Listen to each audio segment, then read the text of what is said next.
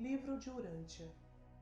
Revelação, contestação ao espiritismo ou nova religião. Desde o início deste planeta, o plano espiritual vem se apresentando à humanidade de diversas formas, além da visita de seres de outras orbes e dimensões. Os seres enviados a este mundo vieram para aprendizados, se redescobrirem como seres divinos que são.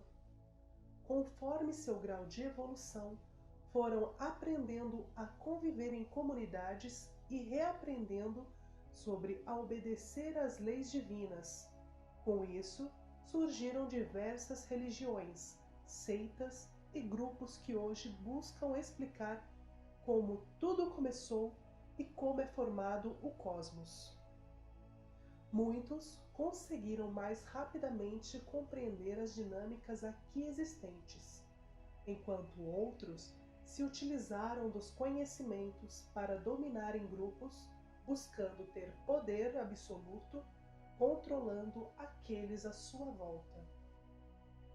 Com essas atitudes, foram se aprisionando cada vez mais e densificando suas energias, perdendo até mesmo o contato com os planos sutis que chamamos de superiores.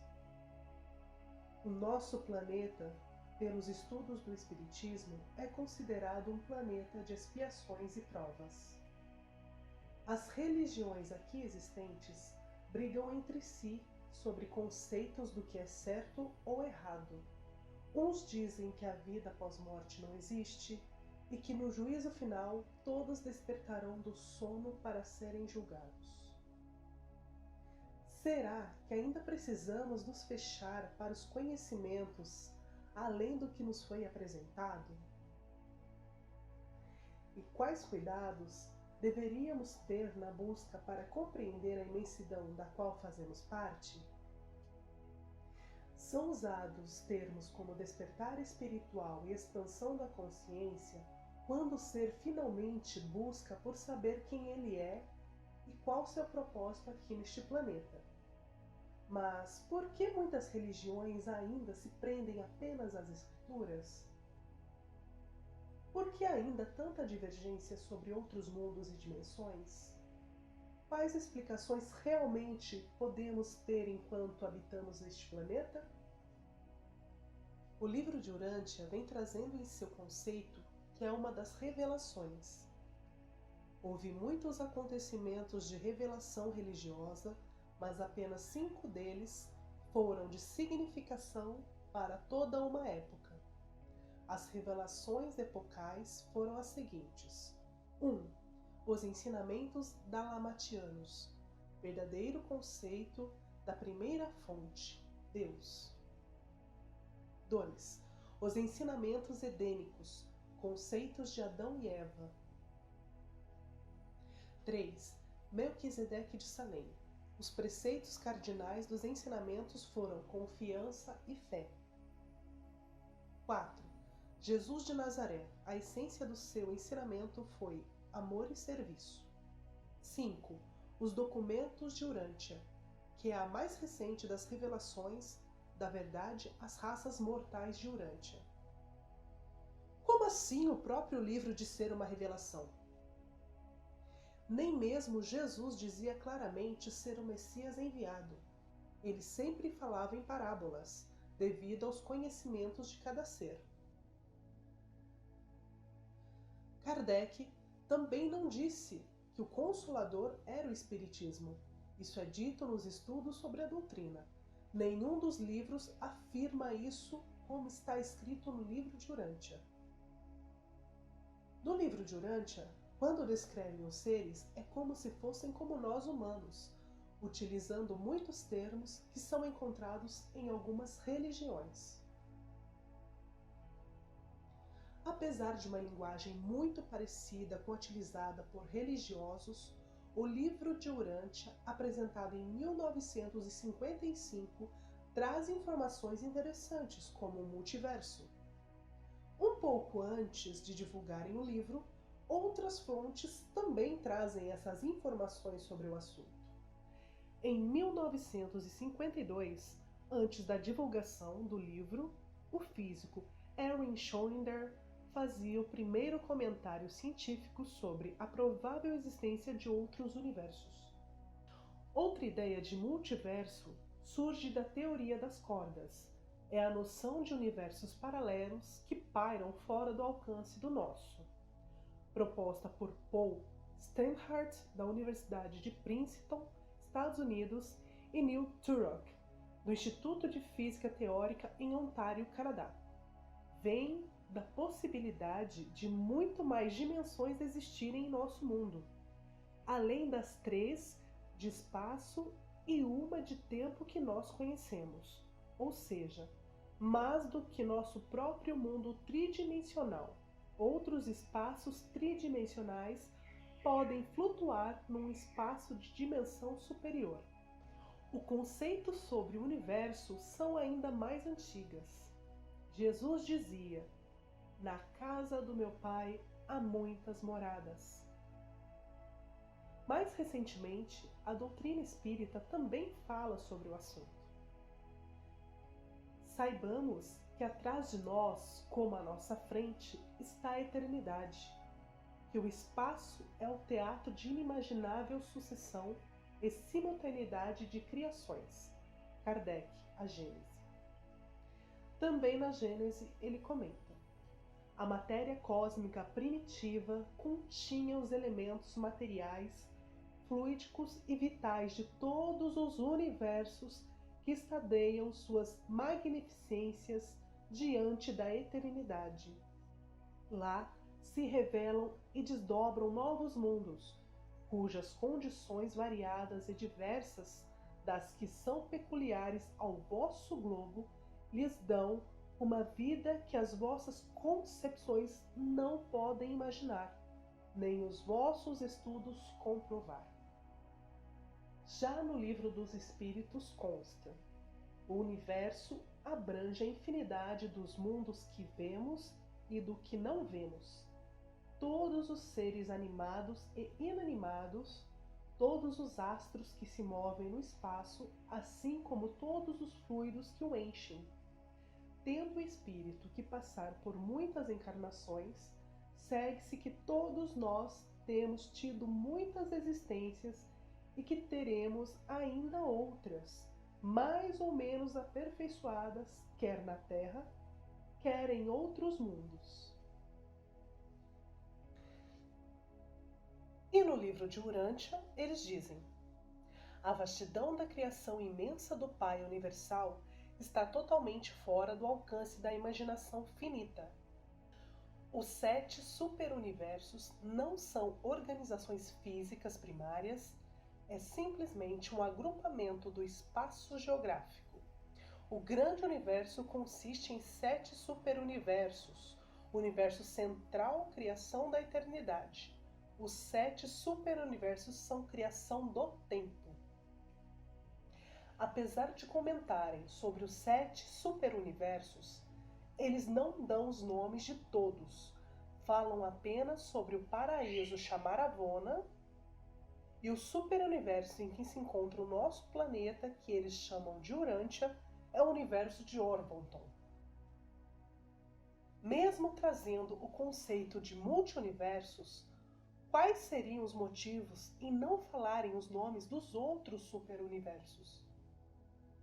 Esse é apenas um dos assuntos constantes no livro de Urântia. Mas qual seria a real intenção da divulgação do livro? Trazer novos conhecimentos? Rebater conceitos? Acabar com as religiões ou se tornar mais uma? Ou apenas nos ajudar a abrir os olhos para alguns fatores? As informações chegam a nós e muitas vezes não compreendemos, como já dizia Jesus: quem tem olhos vejam, quem tem ouvidos ouçam.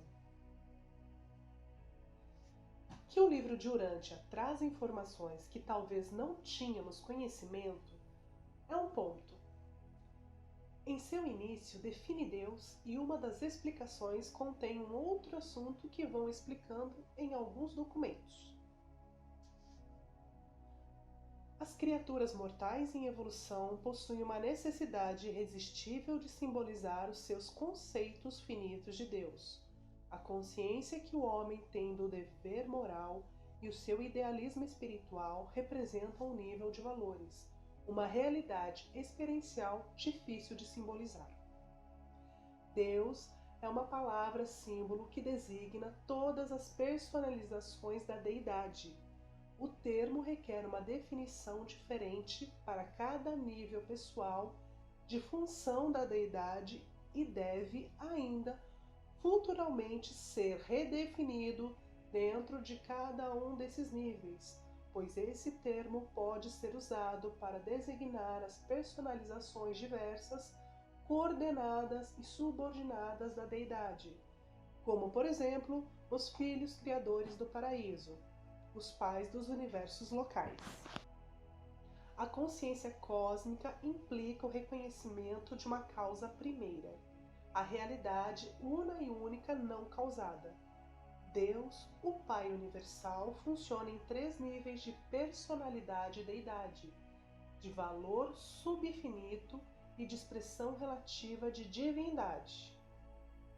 1. Pré-pessoal, como na ministração dos fragmentos do Pai, tais como os ajustadores do pensamento. 2. Pessoal, como na experiência evolucionária dos seres criados e procriados. 3. Suprapessoal, como nas existências manifestadas de certos seres absolutos e semelhantes. Eis aqui a parte da explicação sobre Deus, que depois eles falam de tantas outras formas, o ajustador do pensamento. Uma das definições do ajustador é o espírito divino que reside na mente do homem, o ajustador do pensamento. Este espírito imortal é pré-pessoal, não é uma personalidade, se bem que esteja destinado a transformar-se em uma parte da personalidade da criatura mortal, quando da sua sobrevivência. Na descrição sobre Deus, é considerado como o primeiro nível de personalidade e deidade. Também dizem, a presença desse ajustador divino na mente humana faz-se conhecer por 3 fenômenos experienciais. 1. A capacidade intelectual para conhecer a Deus, a consciência de Deus. 2. O impulso espiritual de encontrar Deus, a busca de Deus. E 3. O anseio da personalidade de ser como Deus, o desejo de todo o coração de fazer a vontade do Pai. Normalmente, todos os seres que habitam este planeta e que acreditam em Deus seguem suas religiões, basicamente esses 3 fenômenos, buscando melhorar seus conhecimentos teológicos. No livro também dizem, em profusão sem fim, eles descem das alturas da glória para conferir graças e residir nas mentes humildes daqueles mortais que apresentam capacidade de conhecer a Deus ou que têm potencialidade para realizar isso. O envio dos ajustadores e o modo como eles residem nos mortais, de fato, são mistérios insondáveis de Deus, o Pai. Esses fragmentos da natureza divina do Pai universal trazem em si o potencial de imortalidade da criatura. Os ajustadores são espíritos imortais, e a união com eles confere a vida eterna à alma do mortal fusionado. Se já sabíamos antes do livro que a alma é imortal, por que eles dizem que o ajustador traz a imortalidade à criatura? Eles falam em outras divisões do ajustador do pensamento, mas, simplificando tudo o que falam, podemos atentar a poucos pontos, já que no final voltam na explicação inicial. O ajustador é um fragmento de Deus. Deus ajusta-se com a mente da imperfeição e com os mortais por meio dos ajustadores do pensamento. Depois de tantas explicações, resumem no que já estava claro na primeira explicação do ajustador. Ele é uma centelha divina. Outro detalhe que falam no livro mostra claramente a linguagem utilizada pelas religiões. A maioria dos seres evolucionários avançados, cidadãos dos mundos que já se encontram na era final de luz e vida, não morrem. Eles são trasladados diretamente da vida na carne para a existência amoroncial. Quando falam do corpo ser levado para o plano espiritual, deixam claro sobre o que é o chamado corpo glorificado. Assim como Cristo subiu para o céu com um corpo glorificado, também teremos um corpo glorificado, para que possamos ter uma vida normal no paraíso, onde poderemos tocar as pessoas que amamos e até nos alimentarmos. Filipenses 3:20, 21. Outra linguagem usada pelas religiões fala que os mortos dormem até o momento da ressurreição, e no livro de Urântia também usam essa mesma argumentação. Essas almas sobreviventes devem descansar em sono inconsciente até o dia do julgamento de uma nova época, de uma nova dispensação, esperando pela vinda do Filho de Deus, que chame as listas da idade e que julgue o reino. E essa é a prática geral em todo o Nébadon. É nesses mundos que os registros da personalidade e as garantias da identificação são classificados, arquivados e preservados durante o tempo que transcorre entre a morte física e a hora da repersonalização, a ressurreição depois da morte. Outro assunto que aprendemos no Espiritismo é que a Terra é um planeta de expiações e provas, e eis o comentário que consta no livro de Urântia. A suposição errônea de que a retidão de Deus fosse irreconciliável com o amor altruísta do Pai Celeste pressupôs a ausência de unidade na natureza de Deus e levou diretamente à elaboração da doutrina da expiação, que é uma violenta ação filosófica tanto da unidade quanto do livre-arbítrio de Deus. E sobre a reencarnação, o livro relata: os Espornárgias são as únicas criaturas em todo o universo de Nébadon que experienciam essa ou qualquer outra espécie de reencarnação. E de todas as crenças contaminadoras que poderiam ter aderido àquilo que possa ter sido um monoteísmo emergente, nenhuma foi mais estupidificante do que a crença na transmigração, a doutrina da reencarnação das almas, que veio do Decã Dradiviano. Essa crença, em um círculo fastidioso e monótono de repetidas transmigrações, roubou dos mortais em luta a sua esperança há muito acalentada de encontrar a libertação e o avanço espiritual na morte, que havia sido uma parte da fé anterior védica. Esperança em encontrar libertação na morte? Crença contaminadora? Por que utilizam argumentações religiosas quase condenativas sobre o assunto? Outro assunto que parece ter ocorrido neste universo é a queda de Lúcifer. O traidor Lúcifer, certa vez soberano de Satânia, ao anunciar as suas exigências de ter uma jurisdição maior, buscava deslocar todas as ordens superiores de filiação do plano de governo do universo local. No fundo do seu coração, ele mantinha lá seus propósitos ao dizer: eu elevarei o meu trono acima dos filhos de Deus, assentar-me-ei no monte da Assembleia no norte, eu serei como Altíssimo. Este trecho é basicamente o que está na Bíblia, Isaías 14, 12 a 15. Subirei aos céus, erguerei meu trono acima das estrelas de Deus e me assentarei no monte da Assembleia, no ponto mais elevado do Monte Santo. Subirei mais alto que as mais altas nuvens, serei como Altíssimo, mas às profundezas do Sheol você será levado, irá ao fundo do abismo.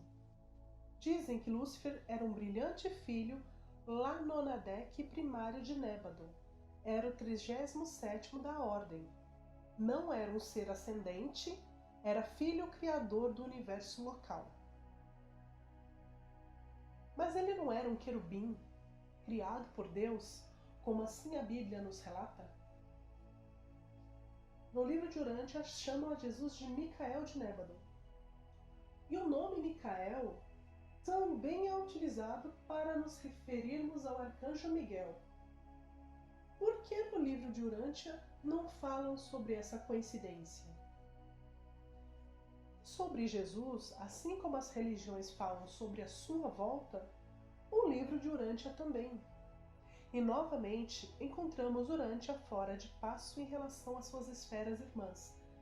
Se considerarmos que o vosso Jesus prometeu voltar, e essa promessa certamente ele irá cumprir, mas ninguém sabe se a sua segunda vinda procederá ou se virá depois dos aparecimentos dos filhos magisteriais ou dos filhos instrutores de Urântia. Também dizem que Jesus tinha um ajustador personalizado. Mas qual seria a ideia de um ajustador para Jesus? Por que no livro de Urântia não se comentam das civilizações de Lemúria, de Atlântida? Eles falam sobre os essênios. Dizem que os essênios eram uma seita verdadeiramente religiosa, originada durante a revolta dos Macabeus, cujos princípios eram, sob alguns aspectos, mais exigentes do que aqueles dos fariseus. Eles haviam adotado muitas crenças e práticas persas, viviam como a irmandade em monastérios, abstinham-se do casamento e possuíam todas as coisas comunitariamente e especializaram-se em ensinamentos sobre os anjos. Também comentam sobre 7 dimensões cósmicas, mas não explicam. Dizem que os mortais sobreviventes realizam sua identidade em um universo de 7 dimensões. Quando comentam sobre os portais, não são os mesmos que temos conhecimento, que são os portais dimensionais ou buracos de minhoca. Também não falam das dimensões nem de mundos paralelos. Por que o livro de Urântia não pôde ser revisado antes de ser lançado? Qual o conteúdo das outras páginas que não foram divulgadas? Um erro encontrado no nome do faraó Akhenaton. No livro dizem Ikhenaton. Será apenas um erro de tradução? Para uma revelação, como se diz, faltam informações. Existem ainda relatos sobre o paraíso, que chamam de Avona, sobre a vida de Jesus, além de voltarem em partes históricas dos períodos que a Terra passou. Como detalhar comentários sobre o livro de Urântia levariam vários estudos para comparações, finalizaremos comentando sobre alguns pontos importantes. O livro de Urântia não pôde ser revisado. Do conteúdo recebido, não foi publicado por completo. Existem outros documentos desconhecidos pelo grande público. O médico psiquiatra William Sadler, que foi quem recebeu os documentos do livro de Urântia, era religioso. Ele escreveu mais de 40 livros sobre uma variedade de tópicos médicos e espirituais, defendendo uma abordagem holística da saúde. Sadler exaltou o valor da oração e da religião, mas era cético em relação aos médiuns, ajudando o desmascarador Howard Thurston e abraçou o consenso científico sobre a evolução.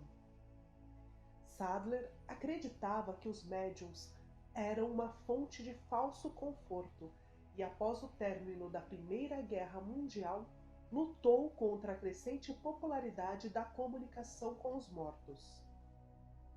Embora tenha deixado a Igreja Adventista no momento em que o livro de Urântia foi publicado, seus ensinamentos são amplamente consistentes com alguns aspectos da teologia adventista, como o sono da alma e aniquilacionismo. O jornalista Brooke W. Lansky-Landford argumenta em seu perfil de 2011 do Movimento de Urântia que a saída de Sadler da Igreja Adventista deu a ele o desejo de construir um novo movimento religioso, citando a ênfase de que Sadler colocou na discussão do Jardim do Éden em O Livro de Urântia como evidência do seu desejo de começar de novo. Sadler esperava que o conteúdo da revelação convencesse as pessoas de seu valor e não tentou ganhar apoiadores enfatizando seu autor. Até sua morte, em 1939, a esposa de Sadler, Lena, participava regularmente do fórum. Um membro subsequente contestou a liderança de Sadler, alegando que ele ficou com fome de poder após a morte de sua esposa. Em vez de criar uma religião organizada, a liderança da fundação optou pelo que chamou de crescimento lento. Os primeiros adeptos procuraram educar as pessoas sobre os ensinamentos do livro em vez de fundar uma organização semelhante à igreja. Sadler também negou proselitismo e publicidade, embora tenha escrito vários trabalhos sobre o conteúdo do livro de Urântia. Em 1958, Sadler publicou uma defesa do livro, citando sua experiência, expondo fraudes e sustentando que o livro estava livre de contradições. Desde sua morte, vários grupos de leitura, seminários e igrejas foram estabelecidos para estudar o livro e divulgar sua mensagem. A autoria dos documentos de Urântia é contestada.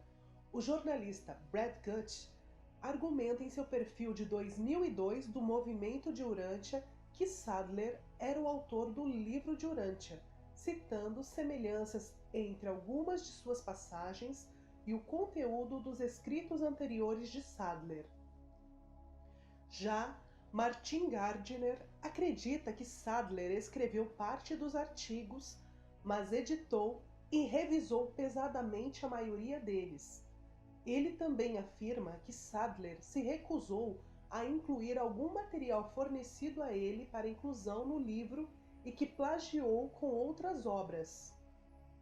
Ken Glasziou, um defensor da Fundação Urântia, sustenta que as evidências estatísticas do texto e de outros trabalhos de Sadler indicam que ele não escreveu e editou extensivamente o livro de Urântia.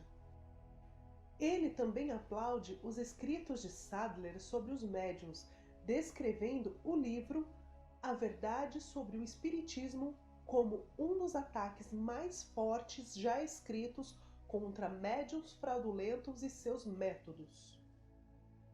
Martin Gardner descreve a história da vida de Sadler como fascinante e o resume como uma pessoa inteligente e talentosa, que provou ser ingênua sobre supostas revelações sobrenaturais.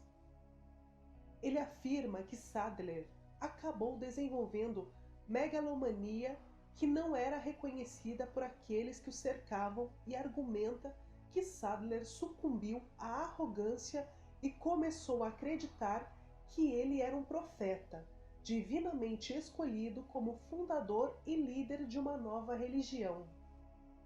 O célebre escritor de ciência popular, cético e aclamado Martin Gardner apresenta uma história completa do movimento de Urântia desde o seu início, no início do século XX até os dias atuais. Além de fornecer um esboço da visão de mundo do culto à Urântia, Gardner apresenta fortes evidências para estabelecer a identidade do homem cujas orações em transe formaram a base do livro.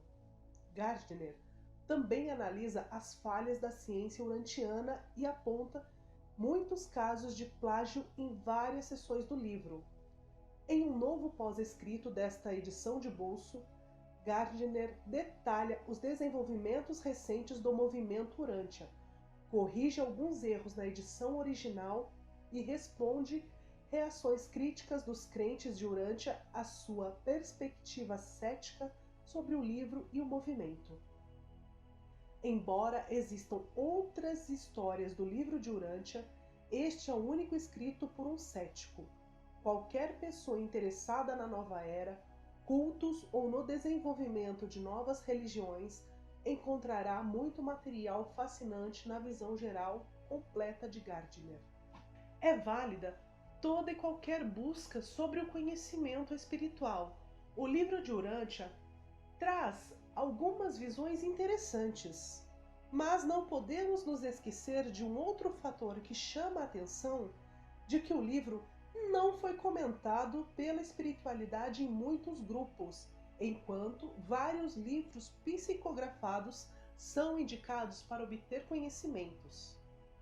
Independentemente da fonte que se busca informações, devemos ter a consciência de que neste mundo existem muitos que buscam confundir para manter seus conceitos como verdadeiros. Como já dizia Shakespeare, há mais mistérios entre os céus e a terra do que a sua vã filosofia.